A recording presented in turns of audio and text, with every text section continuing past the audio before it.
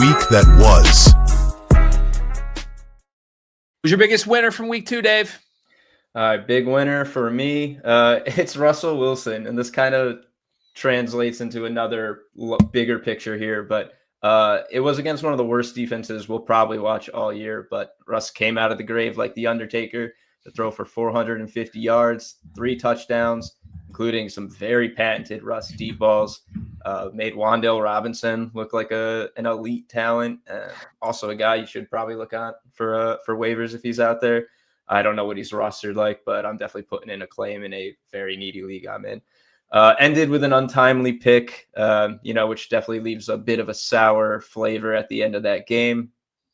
But Russ should fight off the calls for Jackson Dart to start in his place a couple more weeks, especially because I think Dart played 3 snaps, all running plays. One of them was a keeper, and he slipped immediately. So I think Russell Wilson's got his job secure for a little bit. And the big winner, large picture, is QBs against Dallas. I will be looking at them to just go off. Jalen Hurts on the ground, Russell Wilson through the air. It's a very vulnerable defense. I'd be streaming them. I'd be betting them. I'm looking forward to it. Yeah, I think it's a great shout. I think it's going to be one of those week-to-week type matchup things where in fantasy you can find value, possibly pluck someone off of the waiver wire as well that could win you a matchup. So I hear you. I would be concerned as well if I was watching that Dallas defense right now. I'm going to play the heartstrings here, and I'd like everyone at home listening to this to do it with me. Deep breath. Exhale, everybody. The Detroit Lions aren't dead. I thought they might be. Ben Johnson wanted to come into our house, into our den, and remind us that he was the full reason for the Lions' offensive success in the last 2 seasons. It turns out that having really good players and a quarterback that makes good decisions is just as important as it is to have a good offensive coordinator that can call trick plays.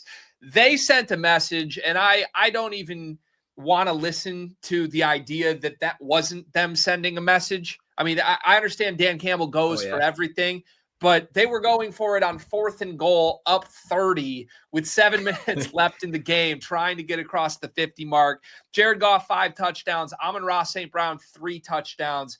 I believe I saw a stat that the trio of Jahmyr Gibbs, David Montgomery, and Amon-Ra St. Brown has now set the NFL record for most total games for a trio, each having a touchdown in the same game in NFL history as teammates. It's just crazy. The supporting cast, I feel like, has not gotten enough credit as we've looked at the job the coaching staff has done in the last couple of years. And that was an emotional victory as much as it was an impressive performance. But I do think it's a good reminder, especially as we watched the Vikings Bears in week 1, right? We kind of thought, maybe there's this Viking storyline here. JJ McCarthy, more on that from me in a moment. I think the Lions are pretty clearly ahead of the pack and still looking in line for a playoff bid, and that might open up some value from a futures perspective.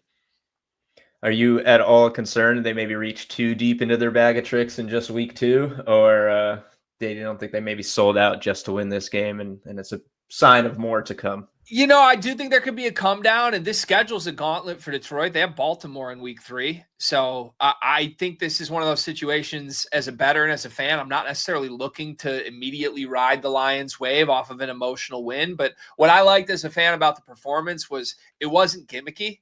I mean, this was mostly smash mouth football. It wasn't any reverse flea flicker touchdown trick, fumble plays, whatever Ben Johnson called it. It was just a better football team kind of asserting their will. And I think they'll have to take care of business against the weaker teams on their schedule this year with how much the top heavy portion is, but they showed they can do that, and breathe a sigh of relief is what I'm doing. Let's move to losers. Let's get negative. Who's your biggest loser from last week?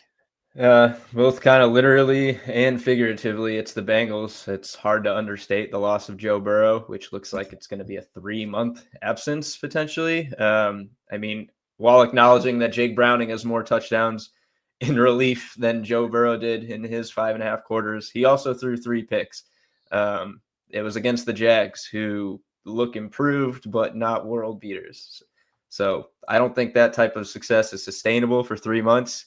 I think we're lucky that Jamar Chase had as good of a game as he did. This team will probably want to bring someone in to assist in a pretty uninspiring QB room. I know they signed someone this morning. I already forgot who it was because it's nothing very needle moving. Team can't catch a break since its run to the Super Bowl. And this is definitely not what you want after, their first 2-0 start in quite some time.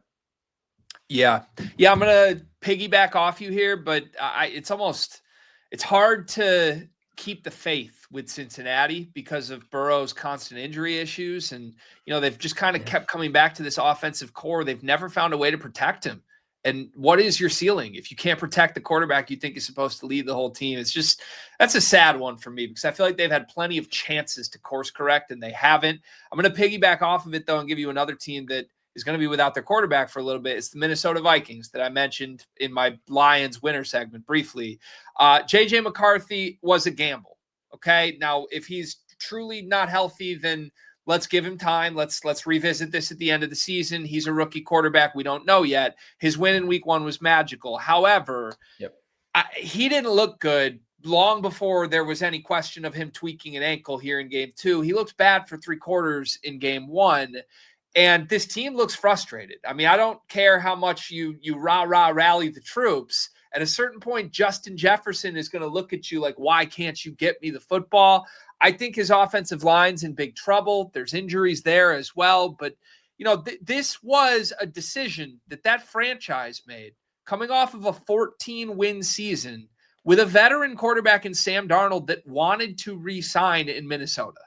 And I understand you drafted a guy, you've got to go to him, but I didn't ever understand why they wouldn't want to just keep the train rolling with what they found last year. That was a team outside of the playoff game. They really were a contender for the entire season. And to just scrap that and say, no, we believe enough in this kid is a risk that I don't think we see many franchises make. It paid off in week 1.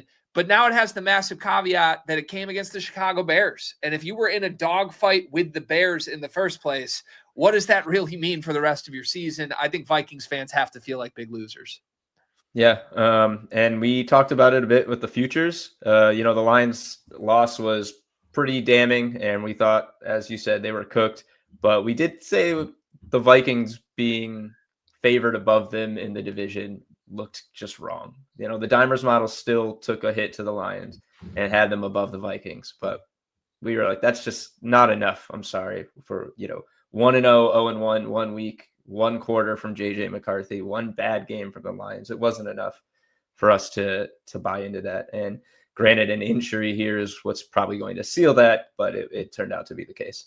Yeah, they're in a weird spot now, too, with the quarterback injury because Carson Wentz is the presumed starter while J.J. McCarthy is out. Carson Wentz hasn't been a serious starting quarterback option for 3 or 4 years now, but he is a veteran that has won games. He's made playoff appearances, and it wouldn't surprise me at all if Wentz sort of has this resurgence, not all that different from what Darnold did last year. It's going to be harder because I think they do have issues with the offensive line, but you put yourself in a weird spot where you're almost posed with the same question again. If this team does look okay with Wentz and then McCarthy's healthy again a month down the line, do you flip that? Do you course correct from what you should have done the first time and just keep Sam Darnold? Yep. These are not the decisions I'd want to make if I'm a front office member, and I think they made their bed. They have to lie in it a little bit now.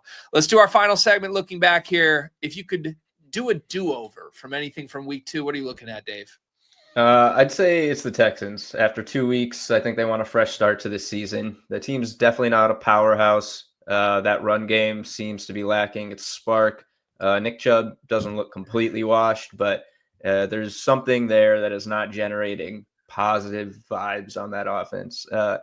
But except for about 6 seconds, they've kept opponents with good offenses to a total of 14 points for 8 quarters. But now they're 0-2 in a division with a revitalized Colts team at 2-0. They might have the sharpest drop for a division winner in our futures models once we get the update at 41% probability to win the AFC South prior to week 2. Now 0-2. I would be surprised to see them any higher than 25%.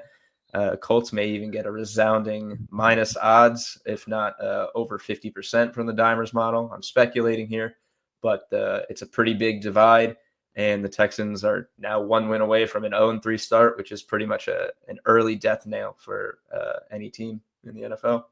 Yeah, you never want to be in that spot. 2 games back already through 2 weeks, but I don't know. Texans are a weird team for me to process because Stroud was so good just a couple seasons ago, and I don't think he's lost the talent, but it just feels like a totally different team than they were 2 years ago. And it's hard to put your finger on exactly why.